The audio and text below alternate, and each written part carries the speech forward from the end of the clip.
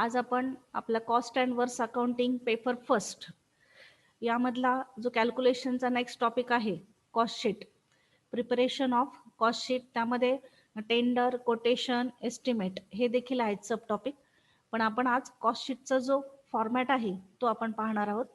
Cost sheet तयार करण्याची गरज का भासली किंवा कॉस्ट शीट कशासाठी आपल्याला तयार करायचं असतं, तर आपण जर आपला एखादा मॅन्युफॅक्चरिंगचा बिझनेस चालवत असू किंवा रिसेलचा बिझनेस असेल, म्हणजे मालाची खरेदी करणे आणि विक्री करणे, तर त्यामध्ये आपल्याला जो डिझायर प्रॉफिट असतो किंवा आपल्याला वाटतं की आपल्याला एवढा प्रॉफिट मिळायला हवा, तर तो प्रॉफिट मिळवण्यासाठी किंवा प्रॉफिटची जी निश्चित पर्सेंटेज असतील ते आपल्याला पाहिजे असतील, तर आपल्याला एक सेलिंग प्राइस ठरवावी लागते. आणि ही जी सेलिंग प्राइस आहे ती कशावरून ठरवली जाते, तर कॉस्ट शीटवरून ठरवली जाते. मग त्यासाठी आपल्याला कॉस्ट शीट प्रिपेअर करायचं असतं. कॉस्ट शीटमध्ये कोणते घटक असतात, तर कॉस्ट शीटमध्ये जर मॅन्युफॅक्चरिंगचा आपला बिझनेस असेल, तर सुरुवातीला आपण कॉस्टिंगचा जो टॉपिक आहे त्यावेळेला बेसिक ऑफ कॉस्ट यामध्ये आपण कॉस्टचे 3 एलिमेंट पाहिलेले आहेत. मेन एलिमेंट ते म्हणजे मटेरियल, त्यानंतर लेबर आणि एक्सपेन्सेस. तर हेच मटेरियल, लेबर आणि एक्सपेन्सेस डायरेक्ट आणि इनडायरेक्ट असे 2 प्रकारचे असतात. तर जे डायरेक्ट असतात ते आपण प्राइम कॉस्टमध्ये घेणार आहोत आणि जे इनडायरेक्ट आहेत ते फॅक्टरी, ऑफिस आणि ॲडमिनिस्ट्रेटिव्ह किंवा सेलिंग अँड डिस्ट्रीब्युशन इथे त्याचं क्लासिफिकेशन होईल. आणि त्यातून एकूण बेरीज करून जी कॉस्ट येईल ती आपली टोटल कॉस्ट असणार आहे. त्यामध्ये आपण आपल्या डिझायर प्रॉफिटची पर्सेंटेज ॲड करून एखाद्या वस्तूची सेलिंग प्राइस निश्चित करत असतो. मग कॉस्ट शीटचा जो फॉर्मॅट आहे त्या कॉस्ट शीटच्या फॉर्मॅटमध्ये total cost, cost per unit, for a product असे कॉलम असतात. समजा तुम्हाला एका वस्तूची किंमत काढायची असेल, एका वस्तूची सेलिंग प्राइस काढायची असेल, तर त्यासाठी एक कॉलम आपण सेपरेट करू शकतो. आणि टोटल कॉस्ट म्हणजे तुमच्या बिझनेसमध्ये जेवढे तुम्ही मॅन्युफॅक्चरिंग करतायत, तर त्या सर्व वस्तूंची एकूण कॉस्ट किती आली हे काढायचं असेल, तर त्यासाठी आपण टोटलचं कॉलम करणार आहोत. मग डिपेंड्स अपॉन प्रॉब्लेमवर डिपेंड आहे. त्यानंतर यामध्ये आपल्याला काय काय शोधायचंय, तर प्राइम कॉस्ट शोधायची. प्राइम कॉस्ट कशी सर्च केली जाते, तर प्राइम कॉस्ट शोधण्यासाठी आपल्याला डायरेक्ट मटेरियल, डायरेक्ट लेबर आणि डायरेक्ट एक्सपेन्सेस यांची बेरीज करायची. ते आपल्याला प्रॉब्लेममध्ये दिलेले असतात. डायरेक्ट मटेरियल, डायरेक्ट लेबर आणि डायरेक्ट एक्सपेन्सेस यांची टोटल केली की प्राइम कॉस्ट मिळते. त्यानंतर त्यामध्ये फॅक्टरीशी रिलेटेड आयटम जे असतात ते ऍड केले जातात. त्यानंतर आपल्याला जी मिळते ती असते फॅक्टरी कॉस्ट, तिलाच मॅन्युफॅक्चरिंग कॉस्ट, वर्क कॉस्ट असं देखील म्हटलं जातं. मग जी फॅक्टरी कॉस्ट आहे ती कशी कॅल्क्युलेट केली जाते, तर फॉर एक्झाम्पल तुमची डायरेक्ट मटेरियल, डायरेक्ट लेबर आणि डायरेक्ट एक्सपेन्सेस यांची टोटल आली असेल 1,00,000. मग फॅक्टरी ओव्हरहेड्स त्यामध्ये ऍड होतात, म्हणजे फॅक्टरीशी रिलेटेड खर्च. उदाहरणार्थ depreciation on machinery, factory rent असेल, त्यानंतर फॅक्टरीमध्ये तुम्ही गॅस, वॉटर, इलेक्ट्रिसिटी वापरत असाल तर त्याचा खर्च, coal and coke, consumable stores असतील तर त्याचा खर्च, त्यानंतर फ्युएल वापरत असाल, पॉवर असते मशीनसाठी जे आपण इलेक्ट्रिसिटी प्रोव्हाइड करतो त्याला पॉवर असं म्हटलं जातं, ती असेल, मोटिव्ह पॉवर असेल. त्यानंतर फॅक्टरीशी रिलेटेड जेवढे खर्च असतील ते सर्व, समजा फॅक्टरी तुमची रेंटवर असेल तर फॅक्टरी रेंट असेल, फॅक्टरीमध्ये इलेक्ट्रिसिटी लागत असेल फॅक्टरी इलेक्ट्रिसिटी असेल. त्यानंतर फॅक्टरीमध्ये जे वर्कर्स काम करतात त्यांना जर तुम्ही वेजेस देत असाल तर ते वेजेस असतील फॅक्टरी वर्कर्सचे. फोरमन असतात फॅक्टरीमध्ये काम करणारे, सुपरवायझर्स असतात त्यांना सॅलरी दिली जाते, ती सॅलरी देखील फॅक्टरी एक्सपेन्सेसमध्ये मोडते. मग या सर्व फॅक्टरीचा जो खर्च आहे तो तुमची जी प्राइम कॉस्ट येईल त्यामध्ये ऍड केला जातो आणि तो ऍड करून जे उत्तर येतं ते असतं फॅक्टरी कॉस्ट. त्यालाच मॅन्युफॅक्चरिंग कॉस्ट, वर्क कॉस्ट असं देखील म्हटलं जातं. त्यानंतर ऑफिसशी रिलेटेड जे खर्च आहेत किंवा ॲडमिनिस्ट्रेटिव्ह जे खर्च असतात जे ऑफिसमध्ये केले जातात ते ऍड केले जातात. त्याला office overhead, administrative overhead, management overhead असं देखील म्हटलं जातं. तर ते सगळे खर्च ऍड केले जातात. उदाहरणार्थ ऑफिसमध्ये तुम्ही वर्कर्स असतील, ऑफिसमधला स्टाफ, क्लेरिकल स्टाफ, त्यांना तुम्ही सॅलरी देत असाल, अकाउंटंट असेल, क्लर्क असेल, त्यांना जी सॅलरी देतात, कॅशियर असेल, तर ती सॅलरी ही ऑफिस एक्सपेन्सेसमध्ये मोडते. त्यानंतर ऑफिसमध्ये जर फर्निचर असेल त्यावर डेप्रिसिएशन चार्ज केलं जात असेल तर ते डेप्रिसिएशन ऑफिस फर्निचरवरचं ऑफिस एक्सपेन्सेसमध्ये मोडतं. पोस्टेज असतील, प्रिंटिंग अँड स्टेशनरी असेल, ऑडिट फी असेल, असे सर्व खर्च जे ऑफिसशी रिलेटेड आहेत ते सर्व खर्च, ऑफिसची इलेक्ट्रिसिटी बिल असेल, टेलिफोन बिल असेल, टेलिग्राम चार्जेस असतील, ते सर्व ऑफिसशी रिलेटेड असतात. हे ऑफिसशी रिलेटेड खर्च ऍड केल्यानंतर जे उत्तर येतं ते असतं कॉस्ट ऑफ प्रोडक्शन. त्यानंतर आपण सेलिंग अँड डिस्ट्रीब्युशनशी रिलेटेड जे खर्च आहेत ते ऍड करतो. उदाहरणार्थ ऍडव्हर्टाइजमेंट असेल, बॅड डेप्स असतील, त्यानंतर डिलिव्हरी व्हॅन असेल तर तिचं रनिंग अँड मेंटेनन्स एक्सपेन्सेस असेल, ट्रॅव्हलिंग एक्सपेन्सेस असेल सेल्समनचा, सेल्समनला आपण कमिशन देत असेल तर ते कमिशन असेल, हँड बिल्स असतील आपण जाहिरातीसाठी वाटले असतील तर, किंवा काही साईन बोर्ड्स लावलेले असतील मोठे त्यावर डेप्रिसिएशन चार्ज करत असू तर ते डेप्रिसिएशन असेल.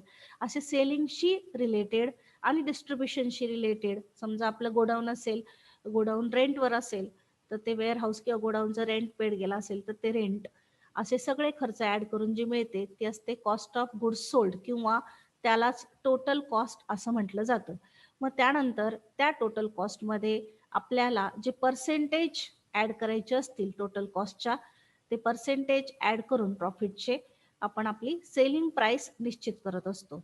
मग ही जी कॉस्टशीट आहे ते कशासाठी उपयोगी पडतं, तर आपल्याला 2 पिरियडमधला जर आपल्याला कंपॅरिझन करायचं असेल 2 पिरियडचं, आणि एखाद्या पिरियडमध्ये आपल्याला जर जास्त खर्च झालेला असेल, एक्सपेंडिचर जास्त झाला असेल, त्याचे पर्सेंटेज काढून मग ठराविक एक्सपेंडिचरचे आपण पर्सेंटेज काढू शकतो. फॅक्टरीशी रिलेटेड खर्च असेल, मग मागच्या वर्षी किती पर्सेंटेज होते फॅक्टरीशी रिलेटेड आणि चालू वर्षी किती पर्सेंटेज आहेत फॅक्टरीशी रिलेटेड, याचं कंपॅरिझन करून आपला खर्च कुठे वाढलेला आहे ही इन्फॉर्मेशन मॅनेजमेंटला प्रोव्हाइड करता येते, जेणेकरून मॅनेजमेंट कॉस्टवर कंट्रोल ठेवू शकतो. म्हणजे टोटल कॉस्टचं कॅल्क्युलेशन करणे आणि समराईज करणे किंवा प्रॉडक्ट वाईज कॉस्ट कॅल्क्युलेट करणे यासाठी आपल्याला कॉस्टशीटचा उपयोग होतो. कॉस्टशीटचं जे ऑब्जेक्टिव्ह आहे, मेन ऑब्जेक्टिव्ह, ते आहे for determining selling price. Selling price determination करण्यासाठी, निर्धारित करण्यासाठी आपल्याला कॉस्टशीटची गरज असते. A cost sheet helps in determination of selling price of a product or a service. Cost sheet ascertain cost at each stage of the product and also the total cost of the product where a margin of profit is added and thus the selling price is ascertained. प्रत्येक स्टेजवर मग prime cost असेल, factory cost असेल, त्यानंतर administrative cost असेल किंवा cost of production असेल, प्रत्येक स्टेजवर आपल्याला किती किंमत किंवा किती खर्च झाला आहे तो कॉस्टशीट वरून समजतो. एखाद्या स्टेजवरचा खर्च जर आपल्याला कमी करणे शक्य असेल तर आपण तो कमी करू शकतो. म्हणून कॉस्टशीट हे फार उपयोगी आहे सेलिंग प्राइस, विक्रीची किंमत निर्धारित करण्यासाठी. आता आपण कॉस्टशीटचा फॉर्मॅट पाहू. तुम्हाला जे खर्च आहेत फॅक्टरीच्या अंडर कोणते येतात, ऑफिसच्या अंडर कोणते येतात, ते ओळखता येणं सोपं आहे, पण तरी देखील एक चार्ट म्हणजे एक ऑफिसच्या अंडर कोणते खर्च येतात, फॅक्टरीच्या अंडर कोणते येतात ते मी तुम्हाला देणारच आहे. परंतु त्या अगोदर आपण एक फॉर्मॅट पाहू. कॉस्टशीटचा जो फॉर्मॅट आहे तो 2 प्रकारे असतो. एक, जर तुमच्याकडे मागचा काही शिल्लक असेल स्टॉक रॉ मटेरियलचा किंवा वर्क इन प्रोग्रेसचा किंवा फिनिश गुड्सचा, तो इन्क्लूड करून कॉस्टशीटचा फॉर्मॅट मी आता दाखवते. आणि जर समजा तुमच्याकडे मागचा काही स्टॉक शिल्लक नसेल तर आपण सिंपल कॉस्टशीटचा फॉर्मॅट पाहणार आहोत. आता हा इन्क्लुडिंग स्टॉक आहे. आपण कॉलम करताना या पद्धतीने कॉलम करणार आहोत. हा कॉलम सेपरेट करण्याची गरज नाहीये ऍड लेसचा. तुम्ही यामध्येच ऍड आणि लेस पर्टिक्युलर मध्येच करायचे, म्हणजे हे 2 कॉलम मर्ज होतील. आणि अमाऊंटचा जो कॉलम आहे हा इनर कॉलम आहे आणि हा आउटर कॉलम आहे. जर एखाद्या प्रॉब्लेम मध्ये आपल्याला पर युनिटची कॉस्ट काढायची असेल तर एक कॉलम वाढेल इकडे पर युनिटचा. अदरवाईज आपल्या प्रत्येक प्रॉब्लेमला आपण एक पर्टिक्युलरचा कॉलम करणार आहोत आणि 2 अमाऊंटचे कॉलम करणार आहोत. अमाऊंटचा हा जो कॉलम आहे हा इनर कॉलम असणार आहे आणि हा बेरीज दाखवण्यासाठी आउटर कॉलम असणार आहे. तर आपण आधी रॉ मटेरियलचा ओपनिंग स्टॉक, क्लोजिंग स्टॉक असेल, वर्क इन प्रोग्रेसचा ओपनिंग स्टॉक, क्लोजिंग स्टॉक असेल आणि फिनिश गुड्सचा ओपनिंग स्टॉक आणि क्लोजिंग स्टॉक असेल तर फॉर्मॅट कसा असणार आहे तो फॉर्मॅट आधी पाहू. तुम्ही लगेच लिहून घेण्याची गरज नाहीये, मी तुम्हाला हा फॉर्मॅट क्लासरूमला शेअर करेल, तिथून तो तुम्ही लिहून घ्या. आता लगेच लिहून घेऊ नका, आता फक्त समजावून घ्या. बघा, जर तुमच्याकडे मागच्या वर्षीचा काही स्टॉक शिल्लक असेल तर तुम्ही सुरुवात opening stock of raw material पासून करणार आहात. नंतर त्यामध्ये जे पर्चेसेस असतील ते ऍड करायचे.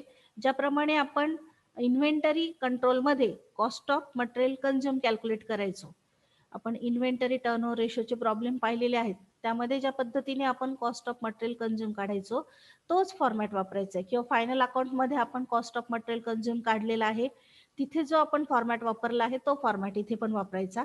आधी ओपनिंग स्टॉक घ्यायचा रॉ मटेरियलचा, त्यानंतर परचेसेस असतील तर ते त्यामध्ये ऍड करायचे ओपनिंग स्टॉकमध्ये. त्यानंतर एक्सपेन्सेस ऑन परचेसेस म्हणजे freight inward, carriage inward, octroi duty असेल तर ती ऍड करायची, त्याला एक्सपेन्सेस ऑन परचेसेस आपण म्हणतो. त्यानंतर त्यातून क्लोजिंग स्टॉक रॉ मटेरियलचा लेस करायचा. जे उत्तर येईल ते असणार आहे तुमचं cost of material consume. Format तुम्ही आता लिहून घेऊ नका, मी तुम्हाला लिहून देईल. फर्स्ट आपण रॉ मटेरियल जर प्रॉब्लेम मध्ये दिलेला असेल तर रॉ मटेरियलच्या ओपनिंग स्टॉक पासून सुरुवात करणार आहोत. सुरुवातीला ओपनिंग स्टॉक घ्यायचा रॉ मटेरियलचा, त्यामध्ये परचेसेस ऍड करायचे रॉ मटेरियलचे, त्यानंतर एक्सपेन्सेस ऑन परचेसेस ऍड करायचे, क्लोजिंग स्टॉक लेस करायचा, आणि आपण एखादं स्क्रॅप म्हणून विकलं असेल रॉ मटेरियल तर तो सेल ऑफ स्क्रॅप पण काय करायचा, लेस करायचा. तर या पद्धतीने तुमचा कॉस्ट ऑफ मटेरियल कंझ्युमचा फॉर्मॅट असणार आहे. कॉस्ट ऑफ मटेरियल कंझ्युम काढून झाल्यानंतर त्यामध्ये डायरेक्ट वेजेस ऍड करायचे. डायरेक्ट वेजेस नावानेच दिलेले असतील किंवा डायरेक्ट लेबर नावाने दिलेले असतील. काही प्रॉब्लेममध्ये आउटस्टँडिंग वेजेस किंवा आउटस्टँडिंग लेबर देखील असतील तर ते पण डायरेक्ट लेबर ह्या हेडिंगच्याच अंडर घ्यायचे, किंवा prime cost labour, prime cost wedges असे नावं येतात. ते सर्व मी तुम्हाला डिटेल्समध्ये लिहून आणि क्लासरूमला शेअर करेल. त्यानंतर डायरेक्ट एक्सपेन्सेस म्हणजे कोणते खर्च, तर तुमच्या वस्तू तयार होण्यापूर्वी तुम्हाला मी जेव्हा क्लासिफिकेशन ऑफ ओव्हरहेड्स किंवा एलिमेंट ऑफ कॉस्ट हा टॉपिक थिअरीचा शिकवला होता, त्यावेळेला हे डायरेक्ट एक्सपेन्सेस म्हणजे कोणते खर्च ते सांगितलेलं आहे. डायरेक्ट एक्सपेन्सेस म्हणजे असे खर्च की वस्तूच्या प्रोडक्शनला अजून सुरुवात झालेली नाहीये, परंतु त्यापूर्वी आपल्याला काही खर्च करावे लागतात. उदाहरणार्थ आर्किटेक्चर असेल, त्याने एखादं डिझाईन बनवलं असेल तर त्यासाठी आपल्याला त्याला पैसे द्यावे लागतात. त्यानंतर इंजिनियर असेल तर इंजिनियरची फीस द्यावी लागते. आपण एखादा प्लांट हायरने घेतला असेल किंवा एखादी मशीन हायरने घेतली असेल तर त्याचे हायर चार्जेस द्यावे लागतात.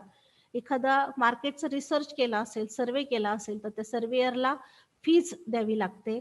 रॉयल्टी असेल तर असे जे खर्च आहेत ते सर्व खर्च डायरेक्ट एक्सपेन्सेसमध्ये मोडतात, किंवा चार्जेबल एक्सपेन्सेस नावाने येणारे खर्च हे देखील डायरेक्ट एक्सपेन्सेसमध्ये मोडतात. मग फर्स्ट आपण मटेरियल कंझ्युम काढणार जर ओपनिंग स्टॉक रॉ मटेरियलचा दिलेला असेल तर. जर रॉ मटेरियलचा ओपनिंग स्टॉक नसेल तर तुम्ही डायरेक्ट मटेरियल, डायरेक्ट वेजेस आणि डायरेक्ट एक्सपेन्सेस हे 3 घटक घेऊन प्राइम कॉस्ट कॅल्क्युलेट करू शकतात. मग डायरेक्ट मटेरियलमध्ये कोणतं येईल तर डायरेक्ट मटेरियल नावानेच मटेरियल येईल. डायरेक्ट वेजेस नावाने येतील किंवा लेबर नावाने येतील, किंवा prime cost wedges, prime cost labour नावाने येतील. डायरेक्ट एक्सपेन्सेसमध्ये कोणते खर्च घ्यायचे तर वस्तूचं प्रोडक्शन सुरू करण्यापूर्वी जे आपल्याला खर्च करावे लागतात ते सर्व खर्च डायरेक्ट एक्सपेन्सेसमध्ये मोडतात. म्हणजे फॅक्टरीमध्ये प्रोडक्शन सुरू होण्यापूर्वीचे खर्च. मग या तिघांना मिळून जी बेरीज येईल ती असणार आहे तुमची prime cost. Prime cost means what, addition of direct material, direct wages and direct expenses, तिन्हींची बेरीज करून जी येईल ते असणार आहे प्राइम कॉस्ट. त्यानंतर त्यामध्ये फॅक्टरीशी रिलेटेड ओव्हरहेड जे आहेत किंवा खर्च जे आहेत ते ऍड करायचे. Add work or factory overhead or manufacturing overhead, त्याला वेगवेगळी नावं आहेत.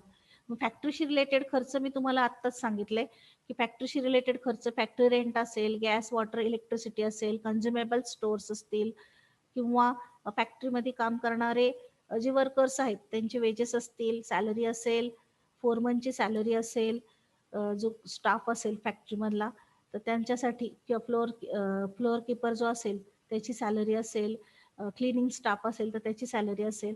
फॅक्टरीशी जे गोष्टी निगडित आहेत त्यांच्यावर होणारा खर्च हा सगळा फॅक्टरी ओव्हरहेडमध्ये मोडतो. पॉवर असेल, इलेक्ट्रिसिटी असेल फॅक्टरीशी, तो देखील खर्च फॅक्टरी ओव्हरहेडमध्ये मोडतो. हे ऍड केल्यानंतर ओपनिंग स्टॉक जर असेल वर्क इन प्रोग्रेसचा, वर्क इन प्रोग्रेस म्हणजे अर्धवट तयार माल, तो त्याच नावाने तुम्हाला प्रॉब्लेम मध्ये दिला जाईल. इथे शॉर्ट फॉर्म वापरलाय ओपनिंग स्टॉक साठी. ओपनिंग स्टॉक जो आहे वर्क इन प्रोग्रेसचा तो ऍड करायचा आणि क्लोजिंग स्टॉक वर्क इन प्रोग्रेसचा लेस करायचा दिलेला असेल तर. मग कॅल्क्युलेट करून जी येईल ती वर्क कॉस्ट येईल. मग वर्क कॉस्ट कशी कॅल्क्युलेट करायची, तर तुमची जी प्राईम कॉस्टची बेरीज येईल त्यामध्ये फॅक्टरी ओव्हरहेड्स ऍड करायचे, ओपनिंग स्टॉक वर्क इन प्रोग्रेसचा ऍड करायचा आणि क्लोजिंग स्टॉक वर्क इन प्रोग्रेसचा लेस करायचा. मग जे येईल ते असणार आहे वर्क कॉस्ट. इलाच नाव फॅक्टरी कॉस्ट, मॅन्युफॅक्चरिंग कॉस्ट असं देखील असतं. तर इथपर्यंत आल्यानंतर पुढे ऑफिसशी रिलेटेड जे खर्च आहेत ते ऍड करायचे. ऑफिसशी रिलेटेड खर्च किंवा ऍडमिनिस्ट्रेटिव्ह खर्च जे असतात ते ऑफिसमध्ये होणारे खर्च म्हणजे printing, stationery, postage, telegram, electricity bill, telephone bill, त्यानंतर ऑडिट फीज असेल, नंतर अकाउंटंट नेमलेला असेल तर त्याची सॅलरी असेल, कॅशियरची सॅलरी असेल, क्लेरिकल स्टाफ जो तुमचा आहे त्या सर्वांची सॅलरी ही ऍडमिनिस्ट्रेटिव्ह ओव्हरहेडमध्ये मोडते. किंवा मॅनेजमेंट डायरेक्टर असतील, डायरेक्टरला काही फी दिली जात असेल किंवा डायरेक्टरचा ट्रॅव्हलिंग एक्सपेन्सेस असेल तो देखील ऍडमिनिस्ट्रेटिव्ह ओव्हरहेडमध्ये मोडतो. ते ऍड केल्यानंतर तुमचं जे उत्तर येईल ते असणार आहे cost of production. Administrative overhead आपण कशात ऍड करणार, तर तुमची जी वर्क कॉस्ट येईल त्या वर्क कॉस्टमध्ये ऍडमिनिस्ट्रेटिव्ह ओव्हरहेड ऍड करायचे म्हणजे ऑफिसशी रिलेटेड खर्च ऍड करायचे. मग जी येईल ती असणार आहे cost of production. Cost of production calculate केल्याच्या नंतर तुम्हाला ओपनिंग स्टॉक फिनिश गुड्सचा ऍड करायचा आहे आणि क्लोजिंग स्टॉक फिनिश गुड्सचा लेस करायचा आहे. मग जे उत्तर येईल ते असणार आहे कॉस्ट ऑफ गुड्स सोल्ड आणि त्यानंतर selling and distribution overheads add करायचे आहेत. इथे मी चेंज करून घेते.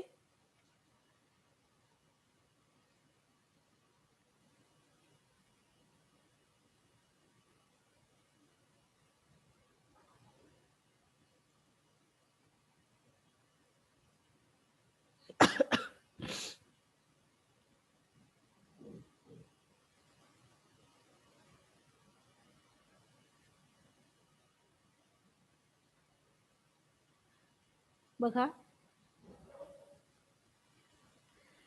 ऍडमिनिस्ट्रेटिव्ह ओव्हरहेड ऍड केल्यानंतर कॉस्ट ऑफ प्रोडक्शन कॅल्क्युलेट करायची म्हणजे वर्क कॉस्टमध्ये आपण ऍडमिनिस्ट्रेटिव्ह ओव्हरहेड ऍड करतोय. कॉस्ट ऑफ प्रोडक्शन जी येईल त्यामध्ये ओपनिंग स्टॉक रॉ मटेरियलचा फिनिश गुड्सचा ऍड करायचा आणि क्लोजिंग स्टॉक फिनिश गुड्सचा लेस करायचा. मग कॅल्क्युलेशन करून जे उत्तर येईल ते असणार आहे कॉस्ट ऑफ गुड्स सोल्ड. त्यामध्ये मग सेलिंग अँड डिस्ट्रीब्युशनशी रिलेटेड जे खर्च आहेत ते ऍड करायचे. मग सेलिंग अँड डिस्ट्रीब्युशनशी रिलेटेड जे खर्च असतात ते असतात travelling expenses of salesman, commission, सेल्समनला दिलं जाणारं, ॲडव्हर्टाइजमेंट किंवा जाहिरातीसाठी तुम्ही जो काही खर्च करत असाल, हँडबिल असेल, एक्झिबिशन भरवलं असेल त्यासाठी होणारा खर्च असेल किंवा साईन बोर्ड्स लावलेले असतील तर साईन बोर्ड्सवर डेप्रिसिएशन असेल तर ते डेप्रिसिएशन, जो काही खर्च विक्री आणि वितरण, गोडाऊन असेल गोडाऊनमध्ये रेंट द्यावा लागत असेल तुम्हाला किंवा पॅकिंग चार्जेस असतील, सेकंडरी पॅकिंग चार्जेस दोन प्रकारचे असतात, प्रायमरी पॅकिंग आणि सेकंडरी पॅकिंग. सेकंडरी पॅकिंग जे आहे ते सेलिंग अँड डिस्ट्रीब्युशन हेडिंगच्या अंडर मोडतं. तो चार्ट मी तुम्हाला देईल कोणते खर्च कोणत्याच्या अंडर मोडतात. तर असे selling and distribution overhead add केले जातात. ते ऍड केल्यानंतर तुमची जी कॉस्ट येते ती असते टोटल कॉस्ट आणि टोटल कॉस्टमध्ये तुम्ही तुमचं प्रॉफिट मार्जिन जे असेल ते ऍड करायचं. मग प्रॉफिट मार्जिन 25%, 20% जे काही असेल ते ऍड करायचं आणि ते ऍड केल्यानंतर जी मिळेल ती असणार आहे सेलिंग प्राइस. या पद्धतीने आपण कॉस्टशीटचा जो फॉर्मॅट आहे तो with opening closing stock of raw material, opening closing stock of work in progress and opening closing stock of finish goods असा पाहिलाय. जर ओपनिंग क्लोजिंग स्टॉक नसतील तर तुम्ही फक्त हे ऍड लेस करायचं नाहीये, बाकीचा फॉर्मॅट ॲज इट इज आहे तसाच असणार आहे.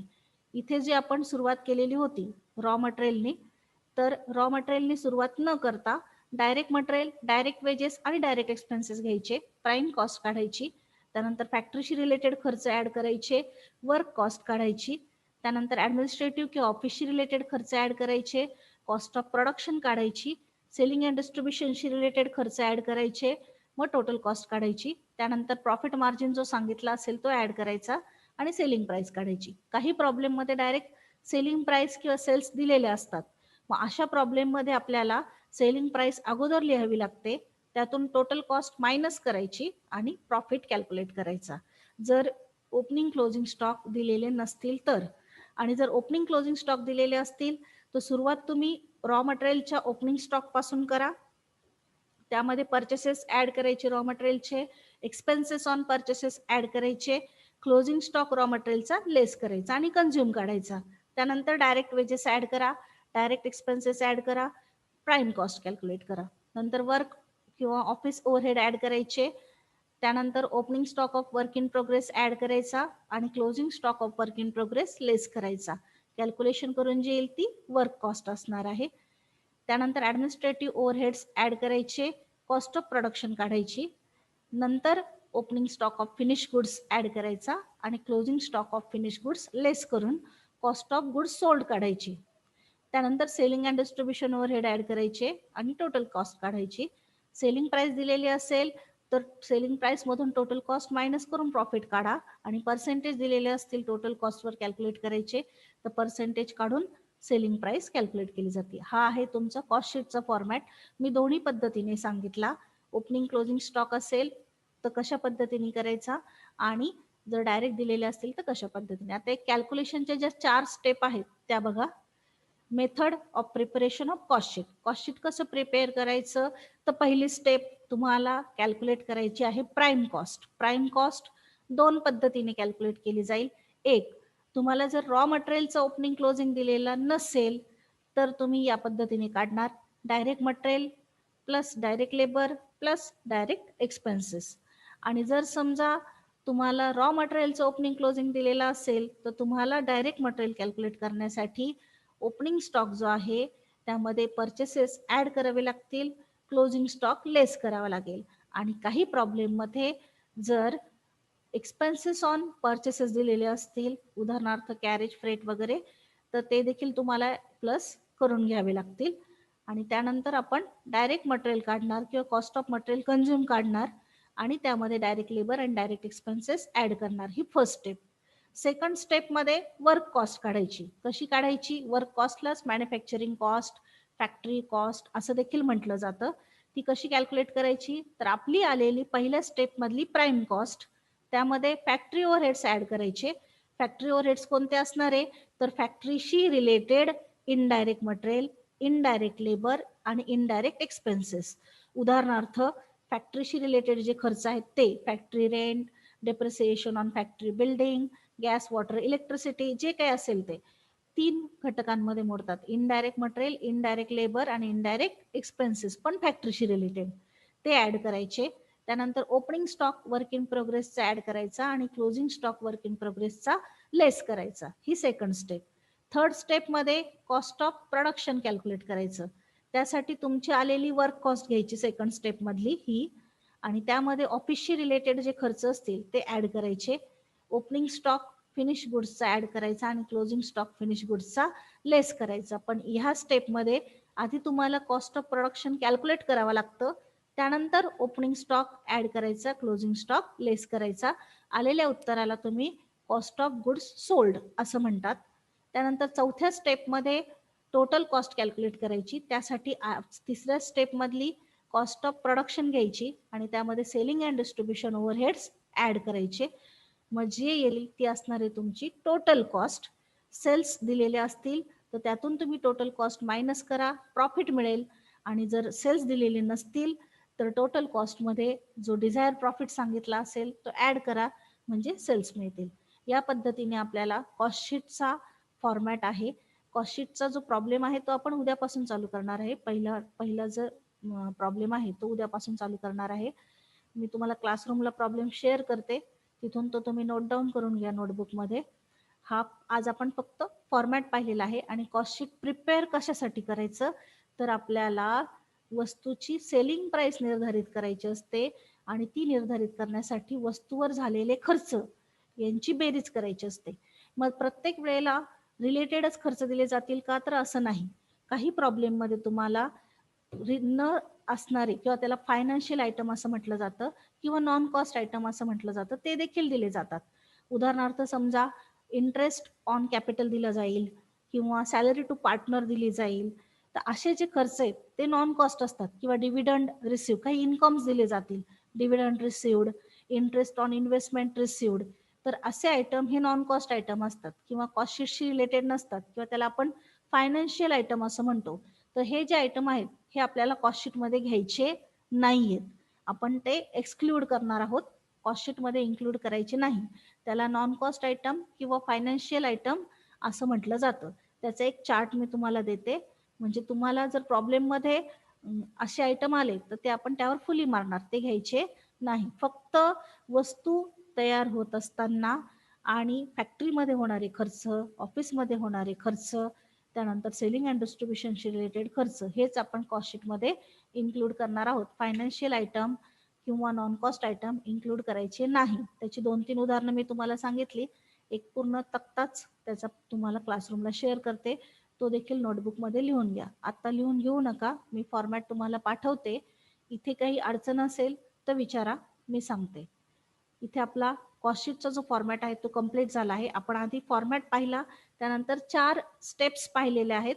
कशा पद्धतीने कॅल्क्युलेशन करायचं त्याच्या 4 स्टेप पाहिलेल्या आहेत. बघा हा फॉर्मॅट आहे.